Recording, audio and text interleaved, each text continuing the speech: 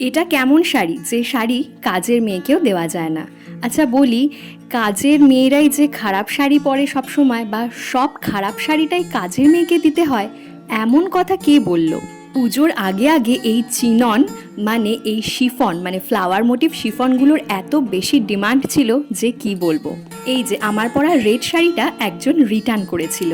তবে এক একটা শাড়ির তো অনেকগুলো করে কপি থাকে, ঠিক যেরকম আমি যে রেডটা পরেছি যেটা বললাম রিটার্ন এসেছিল তার প্রচুর কপি ছিল এবং সেগুলো সব সোল্ড আউট।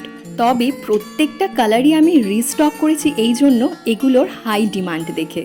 শাড়িগুলো দেখতে যতটাই সুন্দর, এগুলো সফট এবং লাইট ওয়েট। তাই বলবো পার্টিকুলার শাড়ি কাকে দেওয়া যায় সেটা আমরা ডিসাইড করতে পারি না।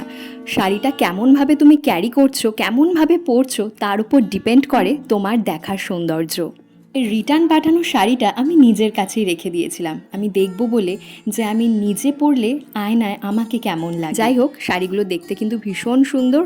দিওয়ালি স্পেশাল আবারও রিস্টক করলাম। এই শাড়িগুলোর প্রত্যেকটার প্রাইস রয়েছে 975। হ্যাঁ, প্রাইসগুলো আগের থেকে কমেছে। আগে প্রাইস ছিল 999, এখন হয়েছে 975। ব্লাউজ পিস কিন্তু অ্যাভেলেবেল নেই। কোনো একটা পছন্দ হলে স্ক্রিনশট নিয়ে বুক করতে পারেন।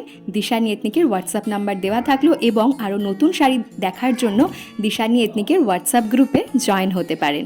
ধন্যবাদ।